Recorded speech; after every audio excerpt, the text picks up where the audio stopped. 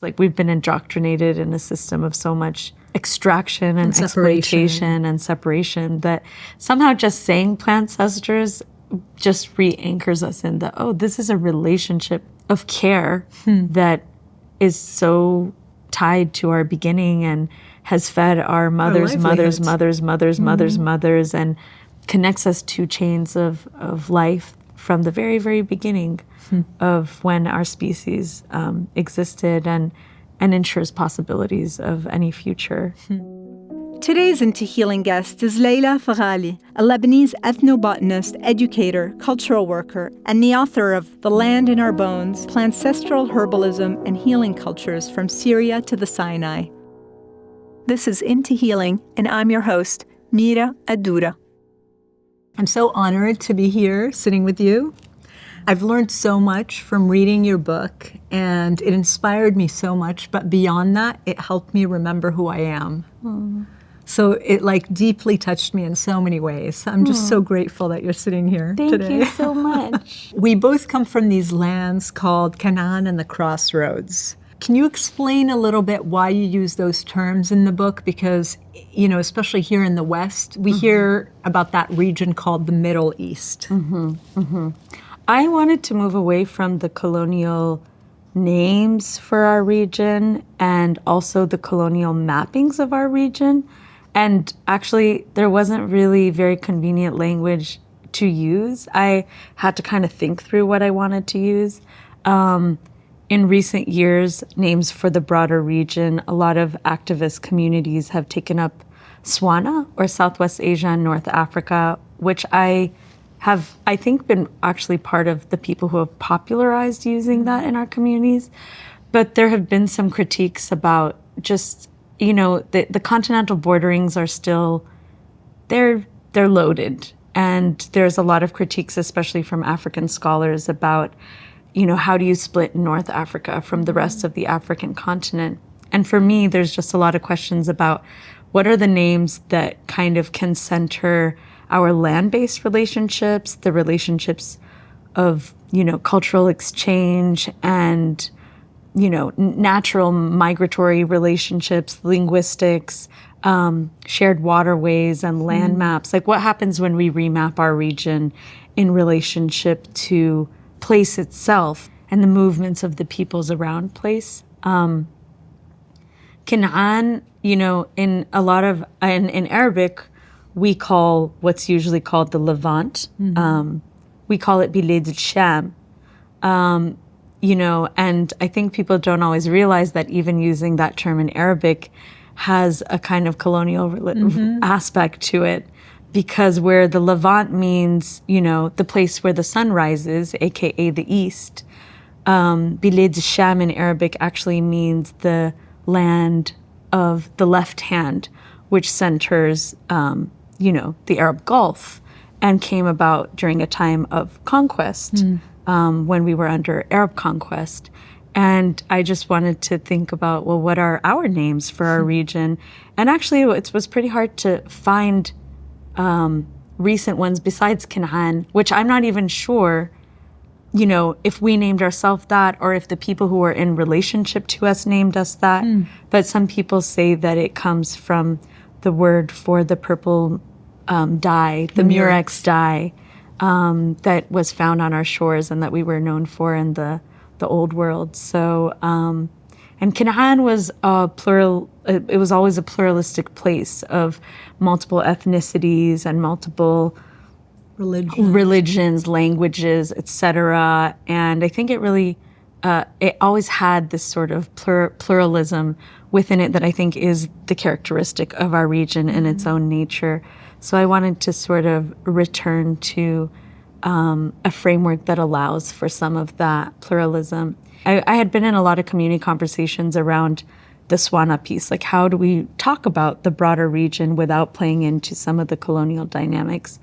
And a friend of mine named Sanyu Estelle Nagenda, one day she was like, well, what about the Crossroads? And I was like, I feel like that's the best name we've come up with yet because it kind of epitomizes so kind of like the function of the region, the actual essence and characteristic of the region as a place that is kind of an extension of the African continent and a bridge to many worlds, and a place that people have been, both, people of all species, humans, plants, birds. There's just so many migrational routes that happen within this area. And I think the Crossroads kind of captures the sort of relational nature and essence of our region and what it actually is as a meeting place, of so many people, landforms, waterways, species, languages, without kind of playing into the separation and sort of the proximity to, Europe versus Africa, or just like the Arab centrism that I think has become sort of a norm for our modern, identity. But it doesn't necessarily give voice or acknowledge just the amount of other peoples and languages and diversity that exists within our communities. Yeah, that's beautiful. What makes this region so rich and abundant? It is kind of that we are a crossroads. We've inhabited those lands for a very long time and have been part of like the old world kind of circuits, that go way beyond any of the continental borders that we seem to confine ourselves to within colonial definitions. And, we're one of the biodiversity hotspots of the world, one of the second most significant bird migration route in the world. We have thousands of endemic plant species, marine species, et cetera, et cetera, et cetera. And peoples are a part of that. I think our region is such a bridge that it sort of naturally forces us to confront how constructed some of the racialized narratives of who people are and how we fit into like the colonial sort of definitions of who people are, because we embody so many different layers and things, and we've been colonized so many different times. We've been, touched by so many different empires, and we have a really long trajectory of both, inhabiting one place and also migratory relationships through place. Yeah. So I grew up on our lands, but have been in the U.S. for 20 years. But you were born in America and were raised in America, but you've spent your adult life kind of going back and forth between, California and our lands. So for people in diaspora, that seem to be increasing every day because of everything happening in our region. Or people oftentimes forced off their lands, whether through war or genocide or other reasons. You say in the book, diaspora is a fertile threshold of possibility and a reckoning with severance. Can you explain what you mean by that? Yeah. I feel like diaspora, especially for, our peoples and our generations, actually is sort of like the source of a wound, because so many of us left because of conditions of war or exile or ... all the things. I think as diaspora, we often feel what it is, that the loss that happened from our being, taken from one place and put somewhere else. But we don't think that much about the impact of people's leaving has on the people who actually stay behind, and how much that changes us. And I feel like diaspora is sort of like the wound of the separation and the reshuffling and the splitting up of families, the splitting up of communities, the scattering of all of, our limbs, across. I mean, all of us. Me and my brothers live in completely different countries. I mean, truly. My Palestinian friends, most of them are like, I haven't been around my entire family, like almost my whole life, One brother's here and one sisters there, and nobody's even allowed to meet in the same place, you know, because depending on your papers, you may or may not have those privileges. My family's scattered on every continent, you know, anywhere we are. At the same time, it is sort of also the place where our lineages, it's like this place where the seeds get scattered too, and where our lineages sort of continue to evolve and change and transform with the possibility of life where they are, especially that they carry culture with them, and that they often leave in conditions where culture is also being eroded by war and by not just culture, but just possibilities of livelihood, stability, you know? Yeah, the erasure is real. Exactly. And the expansiveness and the privileges of just basic safety that come in diaspora most of the time are, they're double-edged, right? There's loss, and there's also the possibility of something new happening. And it feels like there's constant things being reborn. I feel like diaspora for me has motivated a lot of my seeking. And I don't know that if I had been born and raised in Lebanon, like my cousins or whoever, I don't know that I would have, you know, come on this particular path. Maybe my interests would have been completely different. Maybe I wouldn't have thought as much about the healing of our people or our lands. Maybe I would have just been trying to survive and you know, do whatever. You know, maybe it wouldn't have meant as much to me. And then at the same time, you know, I think diaspora has put me into conversation with so many other peoples that I never would have had the opportunity to engage with, learn from, you know, exchange with. And there's something that happens, like how we learn in reflection when we're not amongst our own. Yeah, of course, having the space. It's a luxury to have that space. It's a luxury, and it's incredibly painful sometimes to be so unseen, to be so kind of invisible in the worlds, you know, that you come up in. But it also, something happens there and things are born. And you know very well, you know, you're Palestinian, born and raised in Lebanon. I'm Lebanese. I was actually born in Egypt, just to make it even more. Okay, cool. You know. Yeah, just so people understand how real what we're saying is. Exactly. Proving our point. Exactly. Proving our point. But, you know, I feel like my experience, even being from our lands in diaspora, is that my community is more borderless than the ones that exist in Lebanon. I'm not, the sectarian concepts of my identity are not as rigid.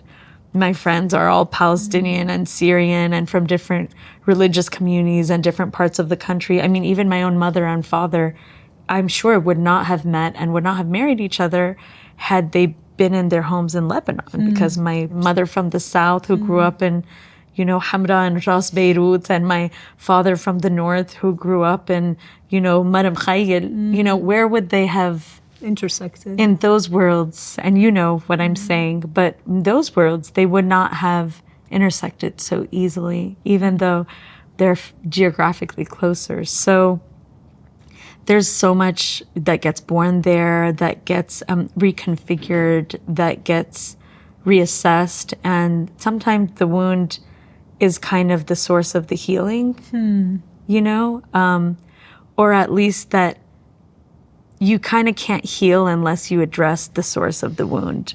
And so I think diaspora somehow embodies both of those possibilities, or it can. I don't think it always does, but I think it can.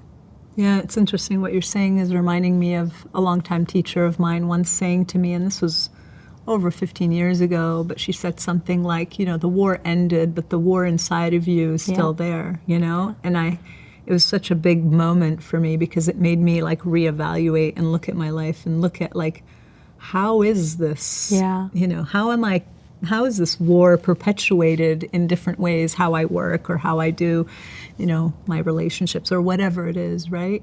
Yeah, you know, our house, because on my father's side of the family, we were the only ones who lived in the U.S., and it was the middle of the Civil War. Most of my childhood was taking place during the Civil War.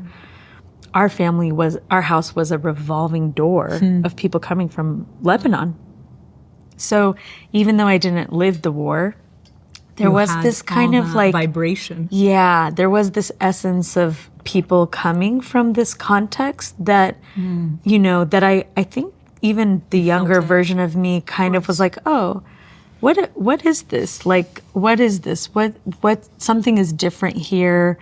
What exists here? And I know that that's a part of the reason that I am who I am, Of course. the vibration of that, kind of watching people thaw from being in a certain kind of environment, and people of different ages, people who lived in different parts of the country, people in different developmental experiences. I think it had some kind of impact on the questions that I was asking. Yeah, of course. Yeah. In your book, you say you have to lose something to remember something. You say the sentence in the context of how your passion for herbalism and connecting to land started. Can you tell us more about that? Can you tell us about how you found your way to herbalism?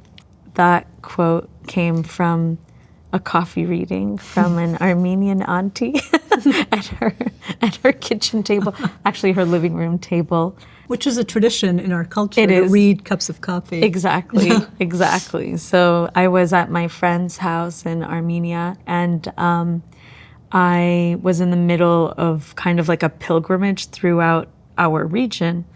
And it was a very intentional kind of journey that I was taking, just sort of re-immerse, just put my body back in these different places, use the very rare privilege of my dual passports Of course, the to American passport, cross that you borders. can actually go into these different Not only countries. my American, also my Lebanese. I can't go to Iran on my American passport. Every place in the region has its own thing, and I am very privileged because I have The the dual. very rare mobility between multiple worlds based on that. I can't go to Palestine because of my Lebanese passport. So I was kind of like working the system as much as possible. And Sad but funny. sad but funny, and also kind of like, haha, diaspora tricks you again, somehow it's like a time portal to this era that our grandparents knew that we do not, where you can just cross borders between a region that was borderless for so long, and now You could we're drive all the way from Egypt, all the way through Turkey. you know, literally literally all through all the different countries. as though there No was passports. nothing, no passports, no borders, no checkpoints, no nothing. And we're talking about like 100 years ago. Not even. Not even, Less. yeah. I mean, Lebanon was created In the as a mid- state in 1943. Yeah, not Yeah. even. Yeah. The Zionist state was created 5 years later. I mean, yeah. is that a coincidence? It's colonization. Colonization. So she said that to me from this coffee cup in the middle of this journey that was so significant. And I really felt like, wow, you're kind of reading the essence of what we're talking about, actually. To me, you have to lose something to remember something was kind of like diaspora. Sometimes you need to, it's when you're removed and separated that you remember that you need to come back. And unless you're shuffled around in a certain way, sometimes you don't remember because Yeah. just the dialectical conversation of life, I guess, all the paradoxes. And that for me was actually, it was wider than just my relationship to herbalism. I think herbalism more came for me in connection to my deeper seeking for sort of just like ancestral healing, cohesion, connection, or just like something true, something that made sense. Something, anything. Because nothing makes sense. No, Yeah. it really didn't feel like it did. So, and Lebanon is particularly complex and particularly confusing. And we do not even have a cohesive enough version of our history to teach in schools. Yeah, and so many layers of trauma. And So many layers of trauma and division. And so it's very confusing. You know, you kind of got to go somewhere a little deeper if you want to grasp onto anything, you know. You know, my journey started more in relationship to that broader healing kind of quest, I guess. And my own desire to heal and my own kind of seeking tools to heal that actually felt like they were healing me and just felt like they had a little bit more soul resonance, because I just found it very difficult to find the resources that I needed. And so I kind of like went towards my ancestors to sort of like see where I might find that. Because immediate elders around me didn't necessarily know how to answer to it. So I'm like, well, someone had to know. Like everyone's been living all this time. Someone has to know something. And so the plants kind of came to me within that to help me with that process, actually. And it was less of a conventional sort of herbalism thing that drew me there. It wasn't really that I wanted to know what herb could help me heal a stomach ache or whatever. It was more that the plants sort of started coming in my dreams a lot and kind of told me, like, go learn from us, go learn here, go. It was very direct. I was I was in a very traumatized moment of my life, and I was very open and raw and kind of desperate, honestly. And I just kept having dreams about plants. And they sort of were like, okay. And they kind of instructed me who to learn from. And I just was like, I'm just going to follow where I'm being guided. Before that, I had been learning from more like traditional healers from different traditions. And I'm also trained as a social worker and was learning about trauma and all the like Western modalities. And they honestly, I found that the traditional healing tracks, they suit me better. Like they resonated with me. Something about their multi-sensory kind of nature, their land-based, just the connectivity really resonated for me, and it just helped me the most. And so I had been learning about plants a little bit in that way, but not as like a central practice. And then when I did sort of start learning about the plants more deeply, they just kind of, it became clear to me that they were sort of like, okay, yeah, we put you on this path because we're actually the ones who remember the forgotten things that you seem to be looking for. We're the ones who know how to resonate with like those deeper places and layers inside of you, and have kind of that memory and that deeper kind of multidimensional capacity to move things almost like kind of on a soul level and a body level. So I kind of became more interested in the sort of the memory and the relationships that plants contain and sort of the way that persists and what wisdom lives there, particularly ancestral plants. Wow. Can you explain what herbalism is, just so people can understand exactly what that is? I'm not the most conventional herbalist. In fact, sometimes I'm like, I don't really even like identifying as an herbalist because I think people's association with that is something very specific. Herbalism is kind of the practice of working with plants as medicine. And, you know, most traditional peoples around the world are herbalists, you know, it's just part of how we've existed on Earth. Yeah. It's part of how we live. It's part of our food traditions. It's part of, it's just part of how we exist as a species on this planet. How would you define medicine? Yeah, good question. Medicine maybe is anything that supports our ability to heal. And I feel like healing is so multidimensional because, you know, we heal through our bodies, but we also have inner realms that need healing. I think that medicine, all true medicine,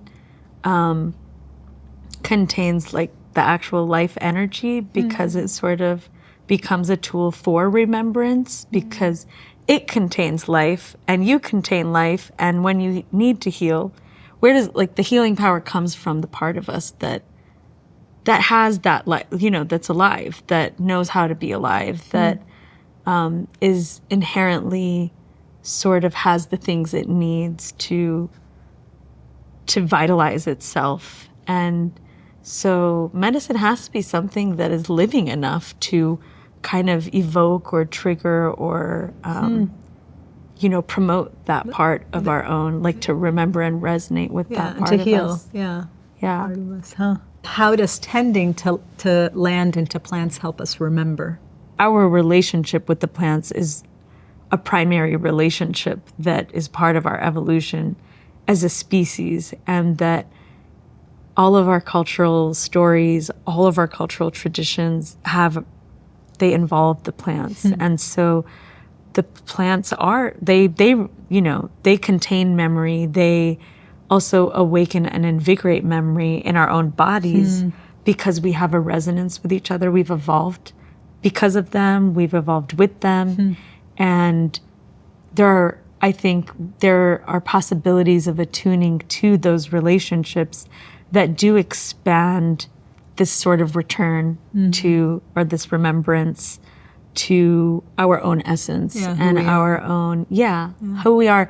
And not just who we are in the terms of memory, as in remembering some ancient past that may or may not be relevant to this moment, but remembering who we are now, just reconnecting to the sort of root essence places inside of us. I love that. How is that a healing practice? I mean, maybe not everyone feels that it is, but I do.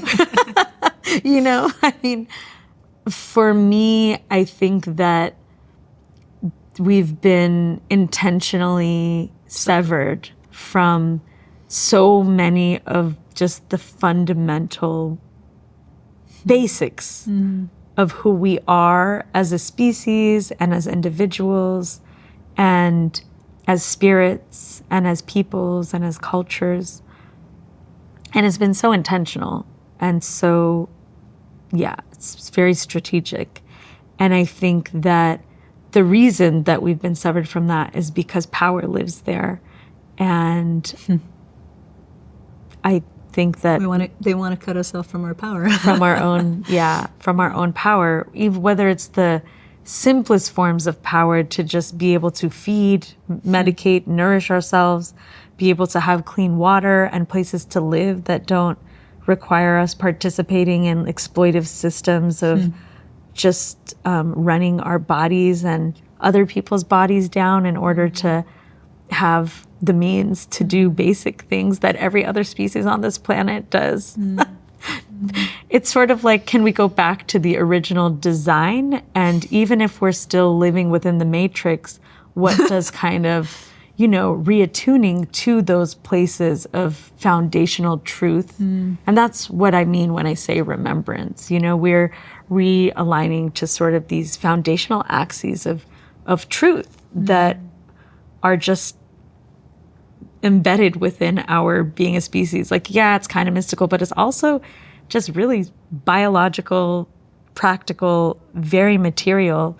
And the land kind of just puts us back in touch with that and the power and the mysticism that lives there, the practical power and means, as well as the deeper sort of realignment to just life and its roadmap for how things should or can be. Yeah, it makes me think about how it's a relational relationship versus a dominating, Exactly. A way of dominating something or extracting something. It's like there's a relationship, there's a actual, like, we're here together and we're in a relationship and we're making, there's reciprocity instead of like one person or one thing dominating another thing. There can be, right? But look how we've related to plants. Look at agriculture. Look at the conventional practices of herbalism. And, someone realizes echinacea is medicinal and suddenly there's no more echinacea growing in its original territories.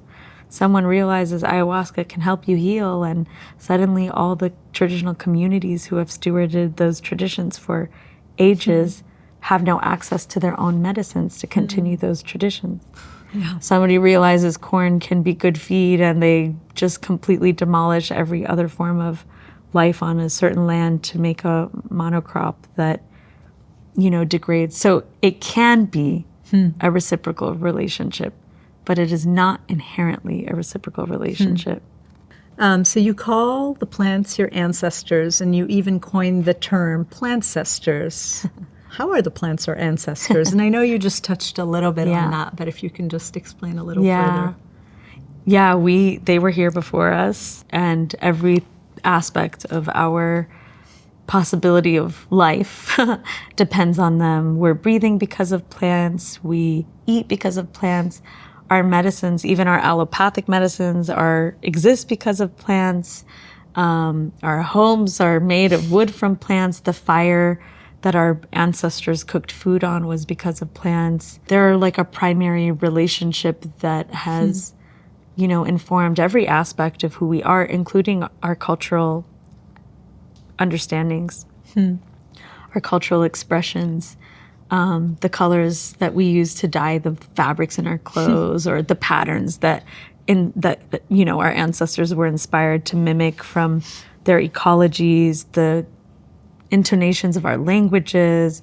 All our cosmologies involve them for a reason. They're foundational relationships that have helped us fulfill our place in the ecosystems we're a part of, and just sustain ourselves in the most foundational, primary ways.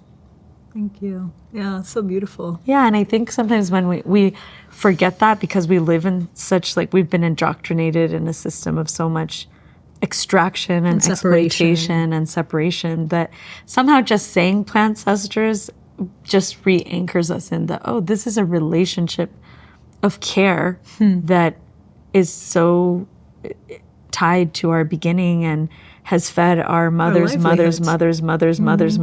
and connects us to chains of life from the very, very beginning of when our species existed, and ensures possibilities of any future. So beautiful. What do they teach us, or what have they taught you? Well, they've taught me all kinds of things, but as I kind of said before, this is not this is inherent, but we don't have to attune to it. We choose often not to, but I do think that working with plants puts us in touch with the land and the broader ecosystems. You can't take them out of relationship with all the other species that are directly around them. We can't take ourselves out of that either, but we do it all the time somehow, just in some dissociative sort of mind play or whatever. But, if you're working with plants, you have to attune to the soil and the weather and the cycles of things, and the animals and the critters, and, the microbes and the water and all of the different elements, and the sun and how high it is and how long it is, and all the things. So it sort of puts us into a conversation with the relationships around us, and the possibilities of what it looks like to be in reciprocal, kind of interconnected, interdependent relationships, which I feel is one of the deepest areas of wounding that modern humans have had ruptured because of the cultures of severance, as I call them in the book, or the ways that we've been sort of brought into these systems of separation and taken away from our communities, our places, our cultures of care, our understandings, the inherent power we have as just living beings, and the individual purpose we each carry. You saying that reminds me of a friend of mine is training to be a death doula, and she was reading this book, and she said one of the reasons so many people have anxiety is because we've been removed from the bones of our ancestors, and so we're not grounded anymore. And I was like, oh, that's so powerful.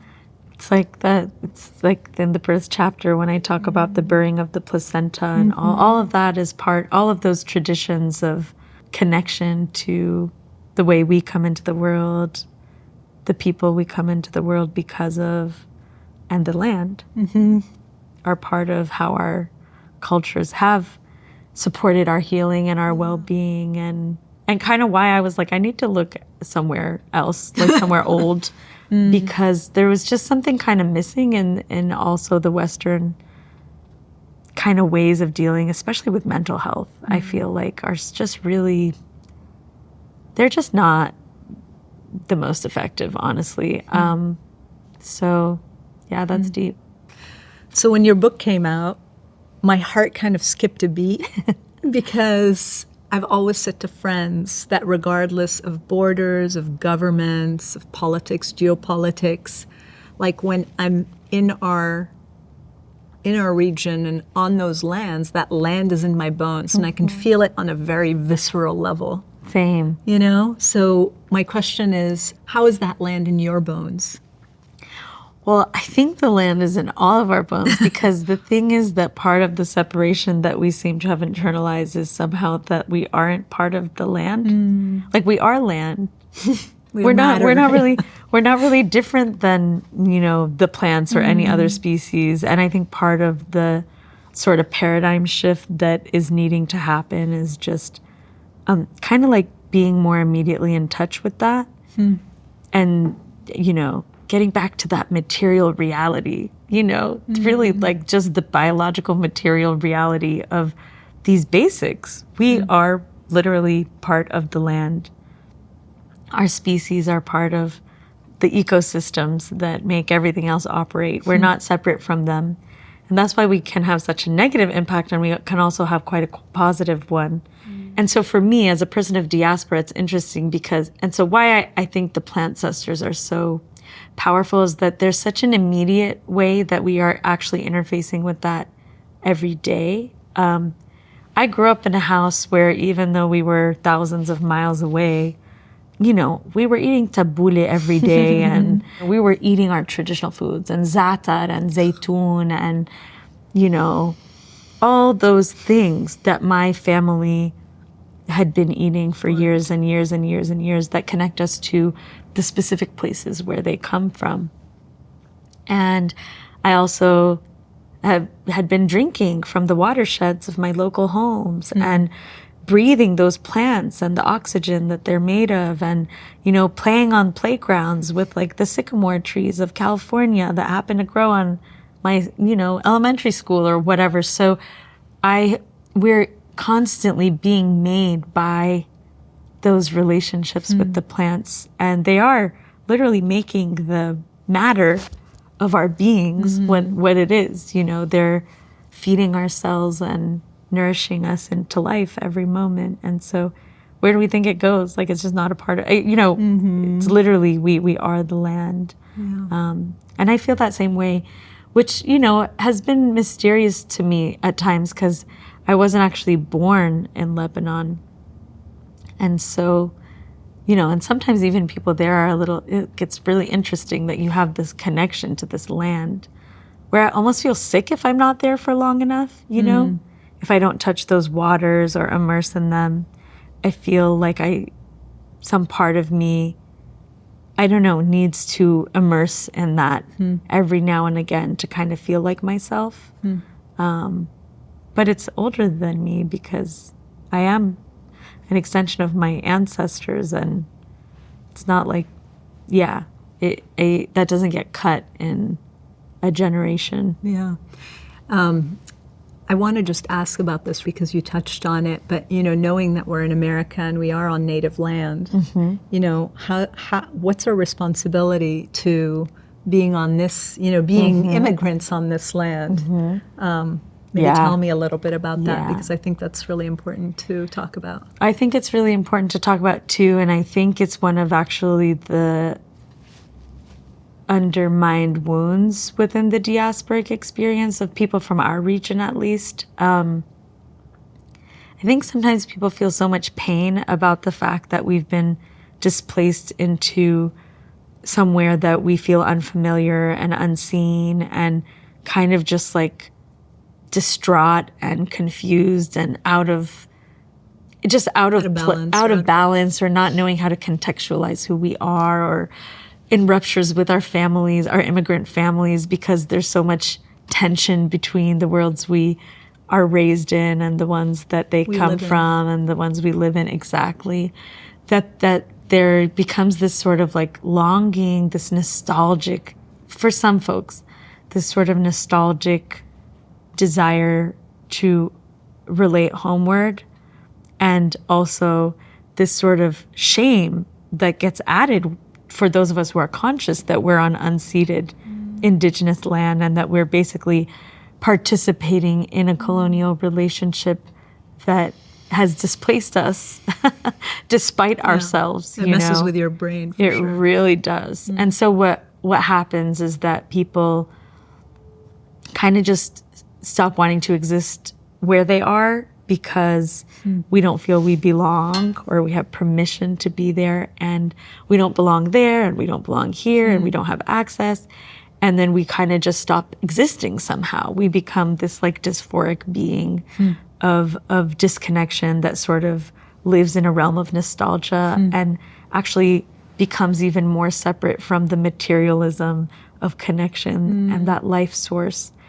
And I think that unintentionally it actually reproduces colonial dynamics of harm to be on a land that is giving you life every single day in the most literal sense, not not giving back to it or supporting that land and its people and its cultures to also thrive within an understanding that as it thrives and as we, even as uninvited guests, give back to it, we kind of start to heal some of the cultural ruptures and the just material kind of damage that has been done, because we sort of end up reproducing erasure when we erase the actual life that is being given to us every day in a place that we are still benefiting from, whether we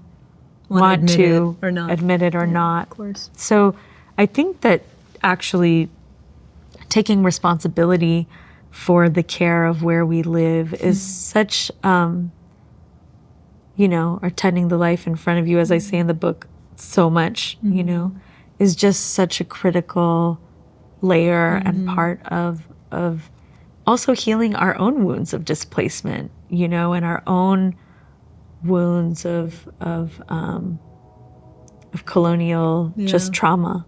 When we got our house, we had a really kind of just dead piece of land, and the whole land has been planted with natives. Wow, beautiful. And it's like brought back the butterflies and the bees and the birds in the morning and all that stuff. And it's like, wow. Yeah. And in the book, I emphasize the planting of natives so much, because I think another thing that happens is that and I love the Plantcestral, but I think that connecting to the land where we are on its terms is so important. Like where that healing relationship lives. So I think investing in stewarding native species is kind of like bringing the land back to itself. I mean, it's this kind of tiny material expression of land back in like a species level that kind of creates new habitat for and the culture that comes from those habitats allows it to persist in a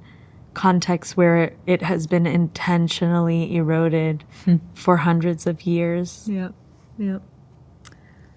So what are the roots of remembrance work, and how is it inherently decolonial?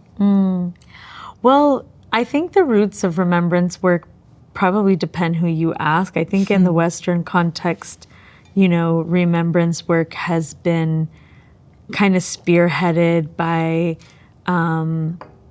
communities displaced indigenous communities and mixed communities due to colonization that want to return to their indigenous ways and cultures and traditions. And a lot of the Chicano, Chicanx, and Latinx communities, I think, have been a big part of sort of popularizing the ideas of remembrance and, you know, the kind of reclamation of the indigenous places within their lineages because of the particular ways that colonialism has impacted their communities. But for us, remembrance has kind of a different story. Remembrance is, of course, the word that is it's the word that our Sufi, you know, siblings use to, as one of their primary devotional rituals and prayers of remembrance with our oneness with the divine, and an actual ritual of zikr, or remembrance that is brings us back to that oneness and helps us to embody a ritual of reunification with our inherent oneness with the divine.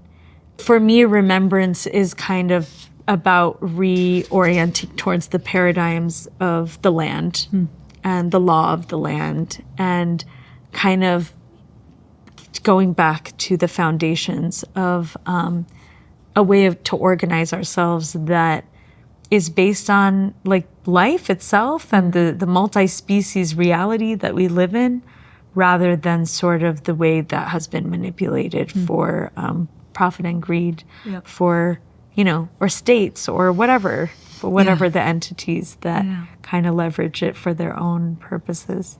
In your book, you say, to remember is to restore knowing. Tell me more. The way that I think about, or the way I practice and talk about remembrance a lot is kind of about also changing the terms of knowledge that we've kind of been indoctrinated to believe comes only from books or from this linear way of thinking, being, understanding, validating something as true. And I do think that sort of reattuning to the laws of the land put us into a conversation with knowledge that is totally different, and with our bodies as a source of knowledge, with our relationships as a source of knowledge, with our senses as a source of knowledge, with our memory and our culture as a source of knowledge. And so for me, remembrance is about, you know, it's about restoring a different kind of knowing, or a knowing that comes from inside and not just from outside. Yeah, I love that. That's so beautiful. You refer to Black feminist Audre Lorde's Power of the Erotic in your book, and the importance of the sensual body and feeling in healing. That's so related to what I was just saying. I think that, you know, when you learn about plants, or when you're restoring relationships with plants or land, you know, the language is different. We're not using human words per se. And so it puts us into touch with our senses, and our senses become the source of communication and understanding and wisdom and knowledge, you know? And I feel like, that essay, The Power of the Erotic, embodies so much of that wisdom, even though it's not really about the same thing. But I do think that plants get kind of missed as a somatic and erotic sort of practice of being in profound conversation with all of our senses. And even just, you know, the plants enter our bodies in a way that is in conversation beyond just the physical senses, but also with our spiritual senses, with our dreams, with our memory, with our cultural lineages, with our ancestral connections, with the places we come from. That's just so profoundly sensual and that our senses become a source of a way that we get to interpret the communication and the healing and the knowledge that's being exchanged or remembered or opened back up. Yeah. You know, this is going to bring me to something that I love this part in your book because, you know, we have this tradition in our culture called either Ras Baladi or Ras Shar'i, which really translates to dance of the East. But here in the West, we hear it called belly dance. Right. In your book, you have a whole chapter about this dance as a spiritual and somatic health system. I want to know everything. I love so much what this dance represents. And, you know, we grow up with it so inherently part of our cultures, but I had never really I felt like reading it in your book, there was just such a richness and like depth that I loved so much. So I'd love to hear more about that. I love that. I connected love so much. our dance so much. I did share some work from other people that I think share my feelings about the dance, but so much of it was inspired by my own actual embodied relationship to the dance. I feel like that dance is conversational and fun and colloquial in our culture, and also I have experienced it to be such a profound kind of reattuning process to myself. I feel like there are ways that I have felt that dance as the way that our grandmothers kept their moons in check, and like the way other people do abdominal massages. I'm like, oh, this dance does that, you know? It regulates the cycles, it eases pain, it supports the kind of birthing processes, it supports the attunement to that kind of spiritual center inside of ourselves, because it's such a dance that comes from the inside out, actually. It's a dance of being bare feet on the earth, and it's a dance of, you know, deep movements that come from your center and don't have to go out far in a physical sense in order to kind of ripple with their energy and their power. And it's just such a place of return and remembrance for me. Like, it's one of the practices in my body that I truly feel can kind of bring me back to myself when I'm just not, you know, when I feel really far and scattered, because it's so center focused. It's so internal. And I say this in the book, but I love dancing. Love going to dance classes. I love learning new dances, but I cannot go to belly dance classes. No, me neither, yeah. There's something about being instructed how to move with this dance that feels so contrary to the nature of its essence. And the power of this dance, I think, truly lives in the fact that there are no prescriptive movements. There are forms and shapes that are general, and general maybe structures or forms that support the technique, but it is not a prescriptive dance. It is a very emotive dance that is, in our cultural context, and you know, it is their full authority to determine what their movement looks like, and everyone else witnesses and maybe mimics in a kind of reflective way, but that it is a completely inside generated, expressing out sort of dance. Yeah. And there's no right way to do it. There's no right way, and there's no prescription, and it's just, what does your inside instruct you to express through your body, and we will communicate with you through that form. And it's really profound. And I feel for me, what I love about it so much is when that music comes on and you start dancing, especially with like sisters or mothers or aunties, you are connected in a way that is so profoundly healing. Yeah. All the body shaming disappears for a second. I mean, all of it. all the like sexual shaming, all of it. the Well, it's mostly women with each other, right? exactly, It's and the just, sensuality is just part of the practice, and Yeah. it's Yeah, that's what I find like incredibly powerful. So just having a whole chapter on Yeah. that in your book was like, I love this so much. yeah, and it's such a. I mean, it really is like an earth-based practice. I mean, it really is sort of a drawing up energy from the land and connecting us to the strength of land and lineage together. And it's also what's beautiful in the contemporary practice is that men in our culture get to be part of a sensual practice, and they get to be soft, and they get to be round, and they get to move their hips, and they get to kind of embody a more feminine sort of form. And it is something that I think is really atypical within the Western traditions, but I think allows for like a kind of internal and expression and witnessing of emotion and sensuality that And beauty, is so yeah. important, and beauty, yeah, and just admiration and connection that is just really really special. I want to talk about pluralism and diversity. So based on your deep connection to plants and land, can you tell us why the only way to create a thriving place is to have it be multi-ethnic, multi-religious, in a different socioeconomic, multiracial, et cetera, et cetera? I mean, pluralism is just our nature as a planet and as a species. There is no ecosystem on the planet that thrives with only one species. It's just not the way it goes.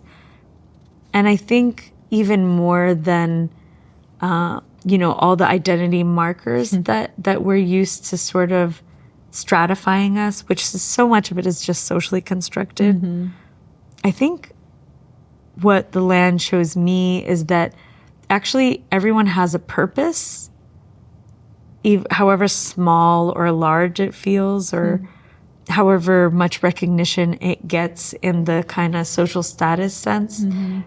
If not everyone is playing their unique role and is not given the space, the authority, the trust, the respect to fulfill their own purpose, their own authentic purpose, it has an impact on just the way everything else goes. And I think we're in a time where so many people are dissuaded or just don't even know what their purpose is and don't even have the space to feel into that and feel like they need to keep up with someone else's purpose or create, create means to survive within, whatever it is. But I do think that, everyone has a role, and giving each other the autonomy and authority to sort of fulfill their own function within our collective is part of just the natural way that we're designed, and that we can, find some trust that they can support each other's roles instead of needing to sort of like fend for ourselves or kind of replicate the expectations that we're constantly are being imposed upon us to perform in this construct of this world that we've managed to create as humans. And I think that it's possible for us to have those roles within these constructs too, but what are the things that kind of support us to, to really fill our own shoes? So divinity, sacredness, spirituality, and mysticism are a huge part of our culture, but a lot of it has been forgotten. Can you remind us of a few and how they help us heal? I think the whole thing is that we are land, and land is life, and life is sacred and mysterious because there's this animating force beneath the living that we kind of can explain, but we kind of can't. And it's like just all too perfectly designed to quite grasp. And like some of us believe that that's just science, and some of us believe that that's something else. And it doesn't really matter which one we believe because the essence remains the same. And that's just that life has its own power and its own charge and its own sacredness, and it feeds into other life. And I think that our spiritual and mystical traditions really come from that place. Ultimately, that's where our mysticisms are born, is within kind of a respect for kind of like that animating essence within and behind the living that somehow makes everything a little brighter and makes everything just fit into systems that seem kind of impossible to imagine on your own. And so I think, like our bodies and like the plants, water carries memory and water nourishes life.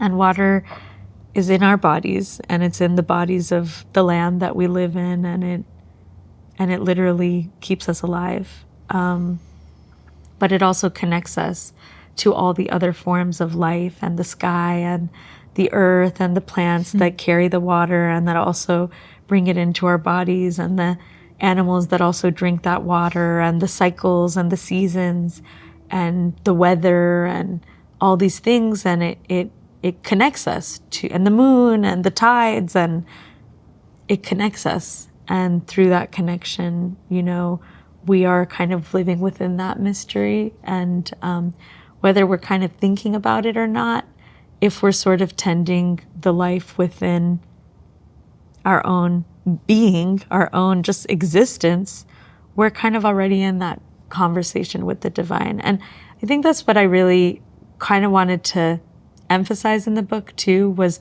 how much of our colloquial cultural practice is sacred practice, even though we think that it's not anymore, because our culture is built on the value of responsibility to the life in front of you.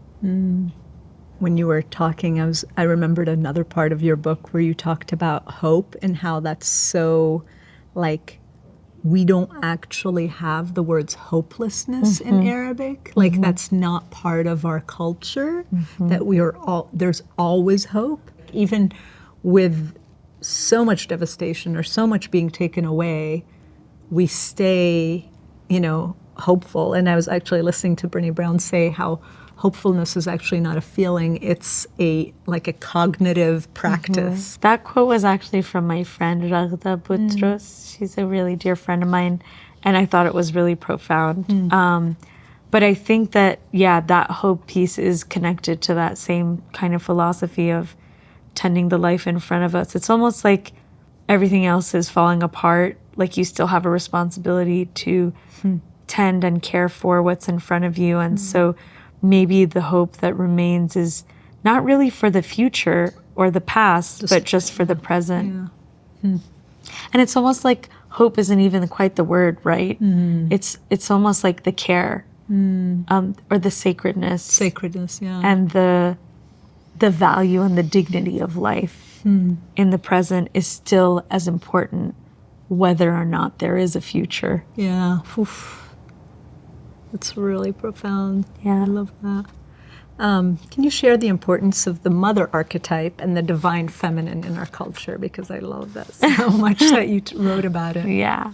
This is it. This is it. This is the embodiment of that principle and that sort of commitment and devotion to the dignity of the living in front of you, whatever happens to it in the moment after or in the moment before. But it's just like the devotion to the living and to the dignity within life, and to the value and the care that is kind of owed to whatever is alive, just by virtue of its being alive.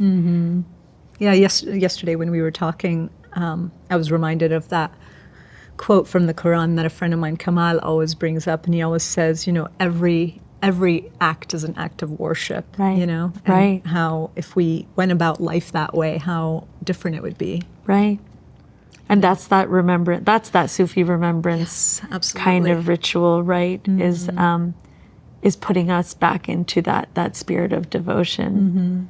Yeah. How is birth a sacred threshold?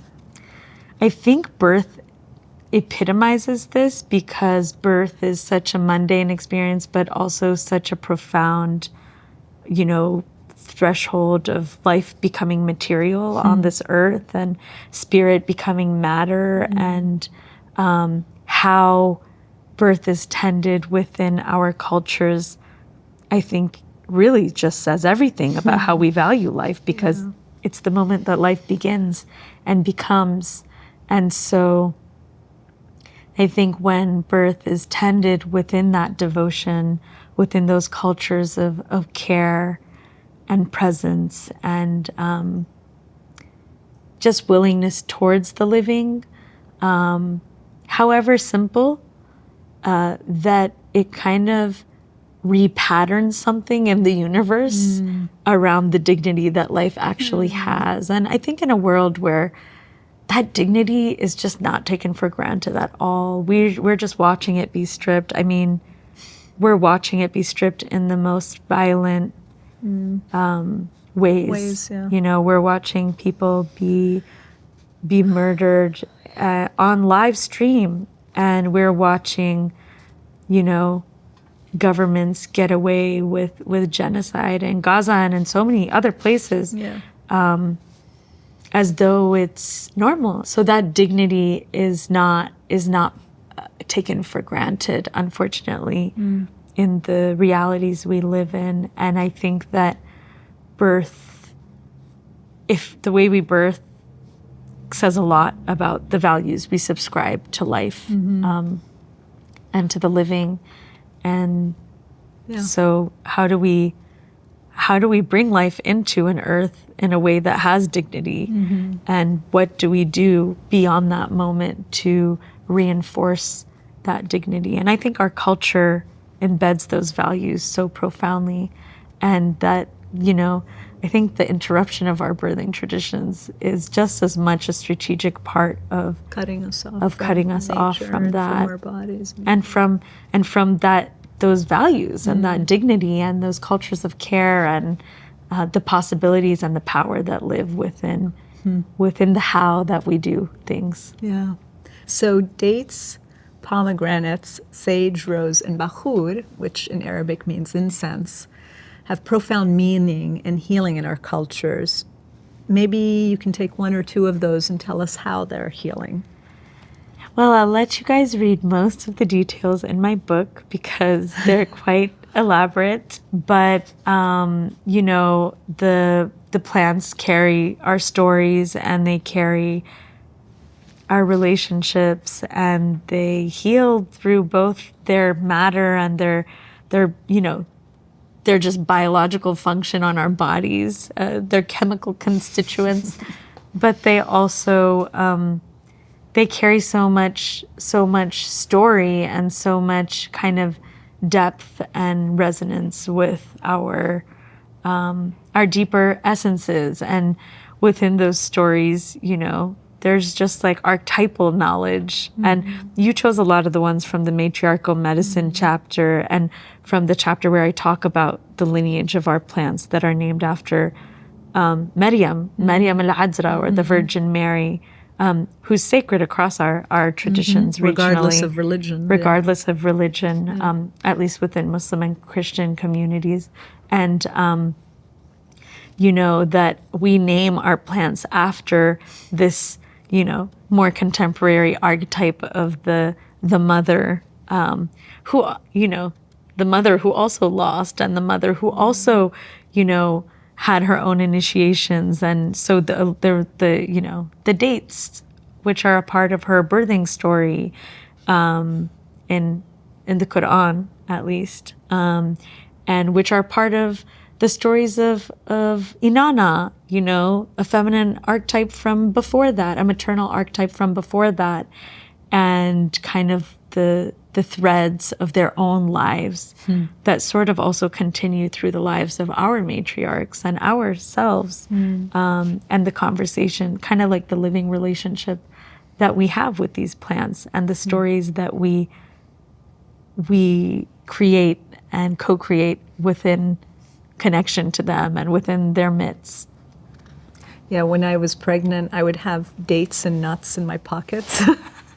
Like the nuts inside the date in my pockets, and I would just like all day eat dates and nuts. And my kids all just go and eat dates and nuts. Yeah. And I'm like, it's in there. It's wired in there. Which brings me to food. How is food a devotional practice in our culture, and how is that healing? I think it's like that's one of the simplest and steadiest ways that, our families and our grandmothers and aunties and uncles and grandfathers have Sustained life, right? Have sustained life and have also shown us that our lives are worth sustaining, and they're, practices of love and generosity and pleasure and connection and communion with each other that are so foundational to the way that we relate. You will always be fed. You will always be fed, and food is love. And if you reject food, then sometimes they're like, no, food is love. So if you love me and you receive my love, then you must eat this food. And eat more Literally of it, offensive. and more of it, Exactly. In your book, you say, from Nubia, which is now northern Sudan and southern Egypt, to the highest mountains of Lebanon, you found that heart-to-heart conversations with someone who feels comfortable, respected, and understood is the foundational support towards emotional healing. Seems so simple, but yet this has become harder than ever in the world. How do we build a world towards this? I think healing the relational wounds that we ourselves carry is just it really does feel like the biggest work in a lot of ways that we're all kind of needing to reckon with. And I do feel that the land can help us in the ways that I've kind of been sharing throughout this conversation. But, that reconnecting to the land and to other species on this planet that are still kind of operating with a little less manipulation of their natural kind of ways of persisting and existing, can help us recalibrate to our own nature, which is relational, which is interdependent, which is, like rooted in some sort of caring for you as caring for myself to some degree. And I think like reckoning with the trauma of all the rupture and severance that our societies have reproduced over and over again is a massive part of, of how we restored those structures of relational integrity. And in fact, I shared that part in the book at a moment where I was kind of talking about asking people, traditional elders throughout the region, how they deal with healing, emotional trauma and relational trauma and all these kinds of things. And a lot of it was like they just didn't even really understand what I was saying, because the collective, not that they don't have traumas or that they don't have those wounds, but I do think that the collectivist kind of nature of those traditional communities, healing, right? It expresses a little differently, and that it expresses differently. And so some of what I said to them felt kind of foreign in that languaging. And of course their answer was like, they need to talk to people who care about them and who they trust. And you need to have people to witness you, to hear you, Yeah, it's kind of the opposite of this like hyper-individual society we live in, where you feel you have to figure it out on your own. Over there, they're constantly processing what's happening together. Exactly. So it's like, we had a somatic therapist in season 1 that talked about how the number one most important thing after a traumatic event is if there was somebody there to witness you. Exactly. And that you can relate to, Exactly. like connect to, like literally on a somatic, Exactly. level, if there was somebody to hold you or to hold space for you or to connect with you. And that's one of the biggest differences if you experience trauma or not. Exactly. And, oftentimes here you experience trauma and you have nobody to process it with, and nobody to like hold you through it in any way. Exactly. And our cultural traditions are part of that processing. So the Ras Baladi is part of the way we get witnessed in our emotions beyond the words, beyond the story. Yeah, through our bodies, through our dancing, bodies, through our songs, our cooking together in the kitchen. Rolling the grape rolling leaves. of the things, the smacking of the olives, the whatever it is, and so our traditional cultures naturally embed some of this like somatic healing intelligence, that's just part of. Yeah, 100%. Just because we talked about kind of mourning or processing, how is mourning a sacred doorway? I think that that's another one of those mysteries that our kind of cosmologies and creation stories, particularly the ones that relate to like the maternal archetypes, seem to embody a lot, whether it's Mary, mourning her son who was killed by empire. May I just notice her Palestinian son who was killed by empire. Or, Isis mourning Osiris, or Inanna, going to visit her sister in the underworld and getting stuck there kind of until someone else could bring her back. And there's so many other just layers of that. And that all of these stories embed some kind of deeper process of transformation that occurs through the actual process of mourning, of loss, and of being in the fullness of the mourning. Not just that the loss happens, but that the drama of the loss is fully experienced, and that the trauma of the loss is fully expressed. And it's interesting in that story about Isis, how many details about how she actually mourns are in the actual story is really incredible. The clothes that she wears, the way she cut her hair, just all these details of how one mourns. And it's less common now, but we used to have wailers at our funerals because to express the mourning and to have people support you and, vocally expressing that is part of the healing. And we still have all of our sort of like, there's a certain number of days that you're in a ritual of mourning and people are witnessing you and they're doing this for you and they're coming and they're paying their respects and they're all these different processes that occur as part of the kind of transformational process and healing that happens through loss. When we lose someone, physically, like their life is taken, the veils get thin. We're in a conversation with Their spirit. with all the losses that have happened before and the births that come after and the sort of cycle of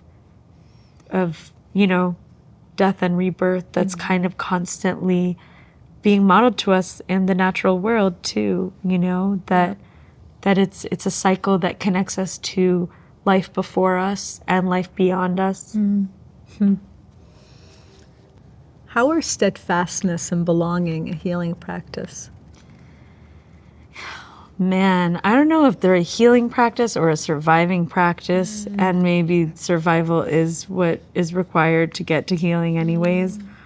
But just thinking about moments like, what we've witnessed in Gaza, for example, and watching just all the expressions of utter sorrow and loss. And honestly, there's a lot of lack of hope too. It's not just like we're humans, we we're not just steadfast, you know, but watching the way that steadfastness does express is so often about the things that reaffirm belonging and connection, the little rituals of care towards each other, towards the animals, towards the plants, towards the children.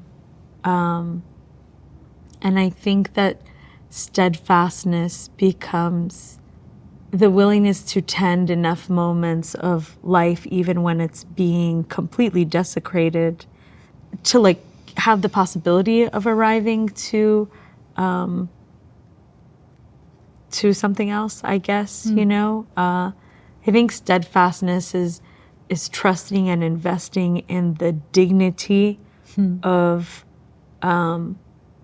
one's life, even when the world is defying it in every way, and insisting on its dignity to the point of continuing to care for it with whatever means you have in order to reaffirm it, you know, and to resist kind of succumbing to the way you're being treated versus what you, like the dignity you actually embody and deserve. And the righteousness that that you're willing to make sacrifices for in order to ensure that dignity for the collective. Yeah.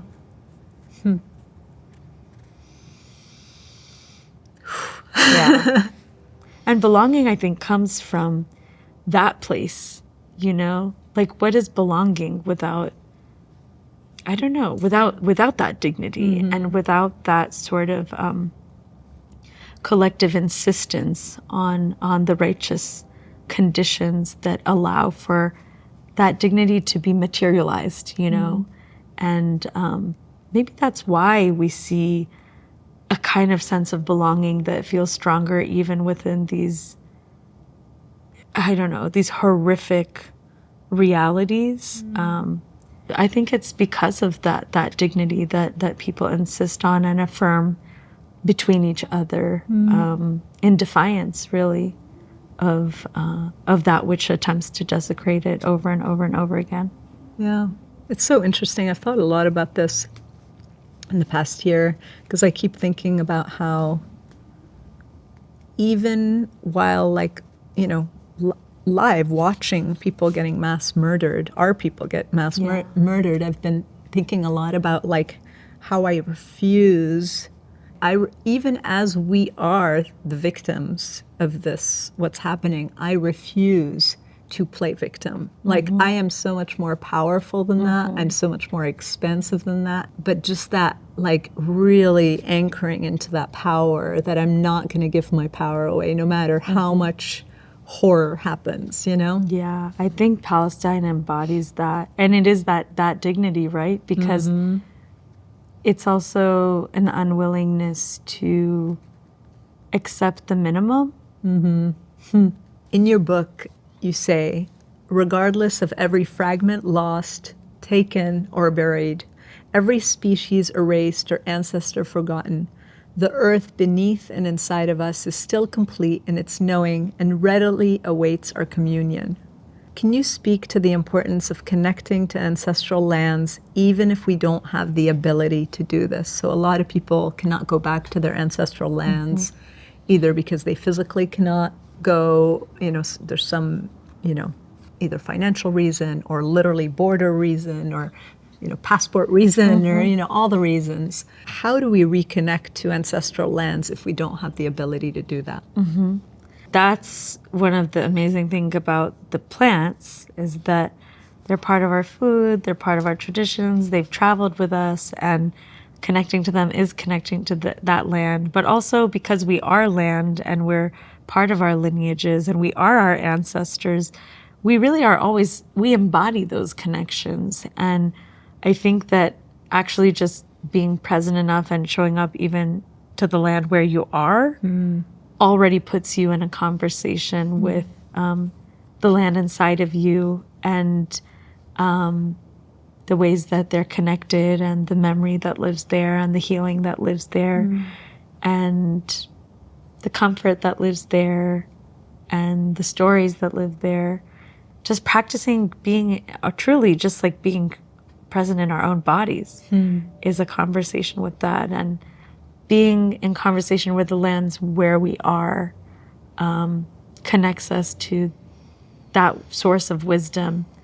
And kind of like there is so much that is universal. There's so much that's unique, and there's also so much that is universal, and the conversation between our bodies and the land where we are is already a conversation between our lineages and their lands and the lands where we live.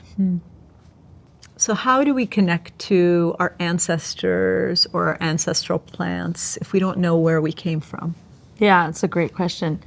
Sometimes people have like an internal feeling, and I think when you kind of start the journey of asking or attuning, and you are working with land and kind of the land in your own body to sort of become more present in yourself, you might feel resonance to certain foods, to certain places. And it doesn't mean that it's a confirmation, but I don't think there's anything wrong with following some of those leads in your own body and noticing what opens from that place, noticing your dreams.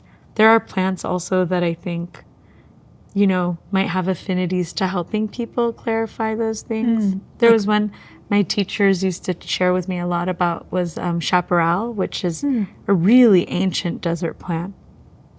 It's an endangered plant, so please be respectful and source, respectfully. But, bay leaves are one that sometimes can be used to sort of help people trace back or kind of feel into those places or connect to lineage. And, I don't know, people probably have other ones, but I think it's another practice of attuning to our senses and sort of following what we feel and letting it lead us a little bit and allowing ourselves to be in sort of a conversation with what emerges from there. I love that. Beautiful. Can you share a simple practice that anyone can start doing today to reconnect to land and plants? I think that in the book, in the cedar chapter of the book, I share wisdom from Hakim and Karam, who are the stewards of the old growth cedar forest, this really sacred part of our mountains and our lands. And they say, like, start growing your own food, start growing your food, and from there you start growing other things, and the relationship evolves and unfolds. I feel like even just growing plants, I say grow native plants, maybe start some kind of intentional practice of communion with one of your ancestral plants, drink it as tea every day, dream with it under your pillow. And I think it's good to do both, maybe choose a wild flower from the place where you live to scatter its seeds and learn about what helps it grow and watch it grow and spend time with it in your garden and notice where it lives in its natural habitat.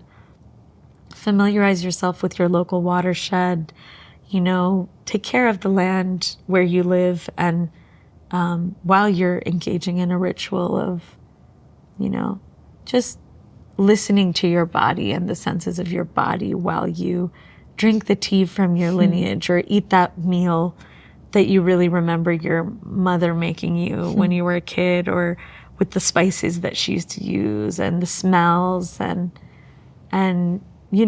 practice being in your senses while you do it, and notice what emerges. I love that. Cooking for me has totally become like such a healing practice, especially living in the U.S. and being nowhere near my mother family. It's such a way of healing and connecting and feeling connected to people that I love so much. Exactly, and those are plants. That's our first plant connection. Find a recipe, find a recipe from your lineage and cook it and eat it and grow the foods if you can. Yep. Would you read us something from your book? Sure. Just a little What am I going to read you, though? few paragraphs or whatever you feel called. Belonging is a practice. Village life itself has taught me there's nothing automatic about home. Whether indigenous, traditional, or diasporic, ancestral, displaced, or continuous across time, belonging is a practice, a cultivated relationship that deepens with presence and repetition, illuminates with the culmination of eras and efforts. Village life is a ritual that sustains and regulates through its continuity. It's a routine of life ways that anchor even when everything else collapses, so steady and rhythmic it becomes familiar and familial. Every day, when I come down the stairs towards the rocks where I swim, a precious young boy offers me flowers. I offer them in turn to the sea. I know exactly who I will see once I arrive there, or who I won't, based on the time of day. Which folk I will find on which rocks, which will fish on shore, and which will submerge. The trails they will choose inside the water, and the way they will dive in. Like clockwork, I know which tetas will be sitting on their balcony watching me, greeting me, inspecting the company I'm with. Every day, my dad's cousin parks his tractor along the coastal highway after a full day's work and climbs to the rock between the te'a and my cousin's house. I've never seen him swim, just catch fish after fish for hours until the sun is close to setting. First, he fishes to the right side of the rocks, and then to the left. When I see him driving in his tractor through the village, he smiles and waves at me, his fisher's hat on his head and his kind face ready to welcome me sincerely. Here, he is so deep in his devotion that he rarely notices my greetings from inside the water. My dad says he has been practicing this way since they were children. Imagine, through occupations and multiple wars, through economic crisis, food shortages and pandemic, through deaths and births and all life's valleys, this ammo, or uncle, and his ritual with the sea have endured. Each night, he eats and feeds his family from this communion. The fish of its water build the nourishment of his very bones. When I leave the sea, I drive along the Mina road to get back home. The people who live in the house with the huge plumeria tree wave at me from their balcony. They don't know who I am, except by the virtue of my routine past their house. Haule, they tell me, stop in for a visit. Every once in a while, they scold me for never actually doing so. A few doors down, the men from the fish restaurant gather in front of the garage. They nod their head at me in acknowledgement as they carry on. Just down the way, an elder with white hair and big glasses sits with his wife, cane in hand. He stares at me every day but never smiles back. The road and its inhabitants are as predictable as the companions on shore, as steady with arrival. There are a million cycles of repetition like this in the village ecosystem. As I ripen inside of them, they educate and elucidate layers of understanding I wasn't actively seeking. My body acclimates in its own repetitions of return, and I find myself veering towards the patterns of locals with an unexpected regularity. It's an atypical one, really. Each year, a deeper rhythm of unison happens unwittingly. My days used to be each one on a different rock at a different time of day, a constant fluctuation inspired by moods or a wish for solitude. But this land has slowly absorbed me into its chorus over time. I become more like a bird inside a flock, whose movements are directed by the seasons of land. Our wings don't touch, but we move in some form of attunement. By 4 p.m., the village is hot, absorbing multiple hours of southern sun. Submerging in the sea relieves me and regulates the temperature of my body for the entirety of the evening to come. Who doesn't swim finds a balcony with a cross breeze to enjoy. We are all looking for reprieve. We cross paths in our search for it, intersecting in the ritual of these elements ultimately. Sun clocks and water turn into routines. Routines turn into recognition. What was solitary becomes cycles in unison. Familiarity is sown by steadiness. My own belonging becomes about this presence repeated. Not who I am or if I agree, not my thoughts, my accent, my way of dress, not even who my father or uncle is. Simply that I come and go over and over again weaves me into some network of witness, some unspoken agreement of mutual guardianship, some recognition that I am becoming a part of this place with them. Home becomes in the elements of this land frequented over and over again. It is the place itself that eventually belongs. My body has learned to crave the hue of water on still September days, the shape of rocks whose path I've eventually remembered, the smiling face of children with hands full of flowers, the fragrance of tayun resin in the heat of August, the amnesiac grandmother's exact same question every day, the feeling of the cedar forest that becomes deeper each time I repeat. Even the mosquitoes don't itch as much as they used to. This elemental immersion builds a homeward pattern of recall, a cellular calibration. The ritual in the land itself is what synchronizes me with the people who also live inside of it. There is so much difficulty in the broader realities of our cities and lifetimes. We each live worlds apart, yet now, when the children are in need, their mother knows she can confide in our joint care. When Ammo isn't on the rocks for a few days in a row, I know to inquire if he is well. Belonging becomes anchored in the grace of these faces who ritual with me, more often than an enveloping sense of seamlessness in my own identity or sameness. A care, some dignity is woven beyond this, as dictated by the land and its cycles of togetherness heeded. These rituals of place endow every needed grace somehow. They sustain life, remember souls, fortify strength in the simplicity of their withstanding truths. When place anchors habit, relationships of belonging and culture naturally form over time. When belonging is built around social identities without anchorage in the ecosystem, it leaves a fundamental gap in the formation of home. Our places make us, not just the ones we come from, but the ones we live in every day. This is often the piece that gets lost in diasporic community formation and modern concepts of the self, fostering eternal rootlessness that multiplies with its aches. I love that. It speaks to, what you brought All the up things, earlier. yeah. Beautiful. Thank you, Layla. Thank you. Thank you. It's so beautiful. If you enjoyed this conversation, please like, subscribe, and share with a friend. You can connect with Into Healing on TikTok and Instagram for more inspirational and behind-the-scenes content, and visit our website, intohealing.com, for transcripts and other goodies. Thank you for joining us.